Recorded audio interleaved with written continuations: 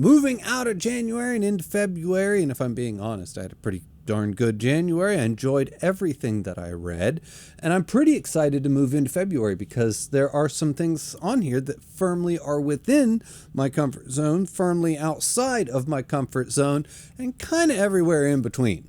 Let's talk about it.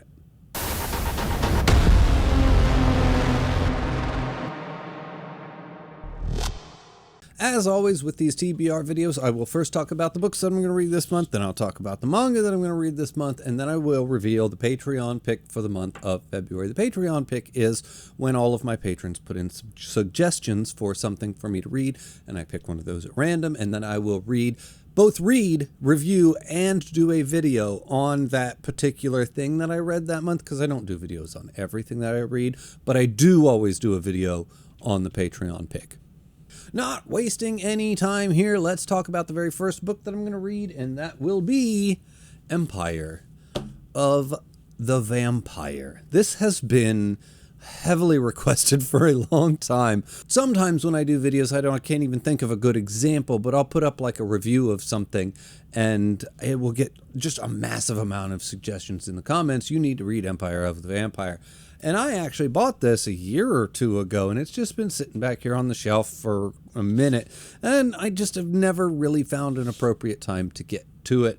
And I just kind of read Dracula, and I thought, you know what? Let's go ahead and move on into Empire of the Vampire. This is a story about a man. He is a silver saint, which is kind of like the vampire hunters of this world, but the world went dark, like the sun stopped coming out like 20 or 30 years ago, and now the vampires have basically taken over the entire world because it's like this eternal night, and the Silver Saints are all gone, and he's like the last of his kind, and he's the last something. But it's also told in that kind of age-old perspective of a man either at the end of his life or imprisoned, reflecting back and telling his story to like his captors, I think, if I'm not mistaken. And that kind of trope, kind of think of Book of the New Sun or even Sun Eater, that kind of a storytelling style. So, and we'll see where I go with it, because I hear rave reviews about this thing. First off, I don't know if there's a booktuber that's put out a bad review of this book, and my comment section really seems to love and adore this particular book, maybe the entire series, I don't know. So that makes me want to be excited about this book, but I will say I'm really on the fence about it, because I hear things, and every time I hear something about this book, I'll hear one thing, and I'll be like, man, that sounds great. And then I'll hear something else, and I'm just like, oh, that sounds kind of cringe, you know? And then something else will happen. I'm like, no, that sounds good. And then you hear something else. I'm like, God, I'm just going to have to go into this book with an open mind and see where I fall on the spectrum of liking or not liking this book, because I can't get a real good handle when I like look into what the book is about and how it reads and blah, blah, blah, blah, blah. I can't get a good handle on whether or not it's for me or not for me. So we are going to find out. Next up is The Disquiet Gods by Christopher Ruocchio, and this is the last book in the Sun Eater, well, the current book in the Sun Eater series. So once I finish this, I will be caught up, and I'll just be waiting on the last one to come out this year, like the rest of you. Sun Eater is, what, the story, how does he sell it? What if becoming Darth Vader was the right thing to do? And it's just, I've been loving everything about this. I'm having a blast. It's not like a perfect 10 out of 10 read, but goodness, it stays at like an 8 or a 9, and it just stays there, and it doesn't budge from that location. It has been great so far, and I just can't imagine not loving it when I'm done. And I'm super excited to get to this one. I'm super excited. I think I said this in my wrap-up video, but I'm so excited to get to this book. I'm more excited to read this one than I have any other book in the series so far, just because of the way that last one ended and where it left our main character Hadrian, and like how just where that stopped. I'm like, man, I really need to know where we're going next and how we're going to get to the last book. Like, I'm just really ready. And then everybody agrees, at least seems to agree in the comment section, that Demon in White is like the best one, which I disagree with, but The comment section seems to say that over and over again. And if there was one book that gives Demon in White for a run for its money in the best book department, at least in my comment section, it would be Disquiet Gods. So I'm pretty excited to see why that one is considered such a high quality in the series. I'm really ready. I'm ready for that. Anyway, next I'm going to move into my beloved science fiction, and it will be Slaughterhouse 5, which will be my very first Kurt Vonnegut book that I have ever read. And I know anybody watching this that's a science fiction fan is probably rolling over right now, just literally dying like that I have not read Vonnegut, because once again, pillar of the entire fucking genre, and I've never read any of his stuff. But I don't even know what to tell you Slaughterhouse 5 is about. It's like a guy who's a prisoner of war in World War II in a specific battle. Actually, I believe it's the same battle that Kurt Vonnegut, the author, was a prisoner of war in. But then the main character becomes unstuck from time, and all of a sudden there's some time travel and some real timey crazy stuff that starts to happen. I'm not 100% sure. Like I said, all I know is that it is Vonnegut, and it is like supposed to be an absolute masterpiece. And I'm pretty excited to get in here and try this one out. I have never heard a bad thing about this book, literally ever. Also, I just kind of needed a little book. Like, I literally went through my shelves because I've got this huge Empire of the Vampire. I've got Malazan, as always. And I was like, man, there's so many big books. I need something small. And I just kind of start perusing the shelves behind me. And I saw Slaughterhouse. So I was like, that's it. I don't even need to look at that twice. I don't need to think about it. That's going in the TBR. I'm doing that one for February. That's the one that's like firmly within my comfort zone. Like, I fully expect to love every second of that just because I know me and my taste in reading. And I'm pretty sure that's just a dead ringer for me. Anyway, next up, and the last book of the month, as always, is Malazan. I'm trying really hard to say Malazan, but I'm so used to saying Malazan. If you hear me like flip-flopping in the video, it's because I say Malazan, because that's should be the right way to say it in my mind. But I know it's not, so I'm trying to be accurate. Bear with me. Anyway, Midnight Tides. I'm super excited to get to this one too. I absolutely love these books. I've given every single one of them a 9, except for Memories of Ice, because it was a 10. And they're just so good. And I'm really excited to get to this one. This is kind of like I wanted to say the oldest one, the one that takes place like the earliest in the timeline, and it's kind of like a flashback. I don't know what I'm going to get from a flashback, but I feel like, and we're moving to a whole new continent. Like, everything about this excites me.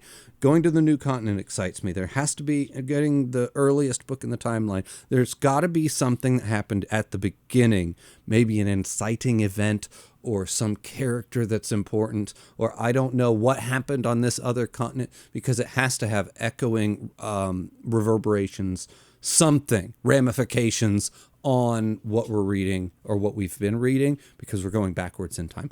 I don't know. I don't care. I'm super excited to get to Midnight Tides. And this one's also the other one. If I've ever, I was going to say this one's held up with Memories of Ice is one of the best, but there are so many that I hear that are the best Malazan book, like this. I hear this one is. I hear Memories of Ice is. I hear Bone Hunters is.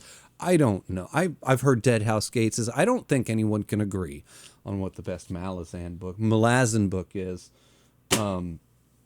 I just don't think anyone has a real good hate. It's the quality is so consistently high in this series that you could easily just throw out a random book name and somebody's going to agree with you that was the best one, except for House of Chains. I never hear anyone suggest that one. Anyway, what was I saying? All right, so those are all 4 of the books that I'm planning on reading this month. Hopefully I get them all done, because this looks like, plus once you add the Patreon pick in here, looks like it's going to be a bitch of a month to get through, which is okay. And once again, if I don't get to it, I don't get to it. If they slip into the next month, I'll just put them on my next TBR video. Not a big deal. No stress. Reading should never be stressful. Ever.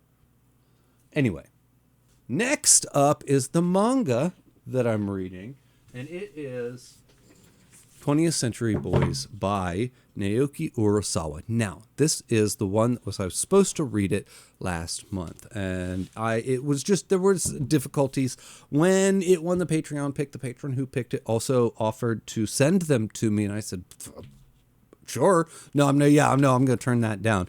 Anyway, long story short, there were shipping problems and the shipping, and then all of the bad weather that we had. They weren't able to make it to me in time to read them last month, so I'm going to read them this month. That's okay. So technically this month there will be 2 Patreon picks. The one from last month that didn't get done, and the one from this month, which it's not a big deal. And I also like to read manga like just kind of sporadically in the background as I go throughout the month. So that's what I'm going to be doing, and that's what we will be doing with this one. And because this was last month's Patreon pick, like I said at the beginning, this will absolutely get a dedicated video. And I will only be reading these first 3 volumes because trying to do much more than that in a manga is difficult. I don't know. It just is. And then, last but not least, is the actual Patreon pick for the month of February, which is Guards by Terry Pratchett. And this was suggested by Rare. Actually, it's the same thing he suggested last month. I said this last month, I wanted this one to win last month because this is one of those ones that's firmly outside of my comfort zone. This is not something that I would normally pick. Like if somebody were like, you should read Terry Pratchett, like something like Guards. I'd be like, maybe someday, I know how beloved Terry Pratchett is. I know how beloved this book is. And it's just something that every time I hear it pitched, I'm like, I don't know. So I'm very excited that it won because I really do like stepping outside of my comfort zone. Actually, that is my favorite thing about my Patreon pick is it gives the patrons a chance to suggest something for me to read, and then I can react to something that they like.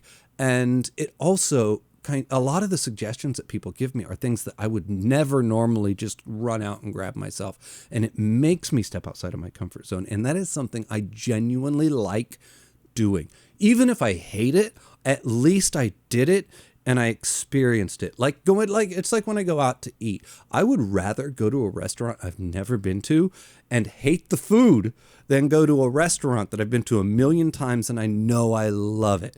Because there's something about going somewhere new and doing something new and experiencing something new that just lights certain pleasure centers in my brain up. Even if I'm not having a good time, it's lighting something in my brain up that I really enjoy. I know some people aren't like that. Some people would rather just have their comfort food all day, every day, and they're perfectly happy not stepping outside of their comfort zone. And that's fine too. But I like doing new things. So that's a really long way of saying I enjoy doing the Patreon pick, and I'm really happy Guards won. Anyway, what the fuck was I saying? Sorry, tangent after tangent this video, but this month had a lot of really good picks. Like there was The Dispossessed by Ursula K. Le Guin. I would have been happy to read that. And there was like the Mountains of Madness, but the manga version of it, which I would have been super happy if that one won. There was just a lot of really good stuff on this month's list of Patreon books. I would have been happy if pretty much any of it won. Anyway, that's all the stuff that I plan on reading this month and a bunch of extra ramblings. So there you have it. As always, everybody, the link for my Patreon is in the description below. The link for my Discord's in the description below. Thank you for watching, and I'll see you next time.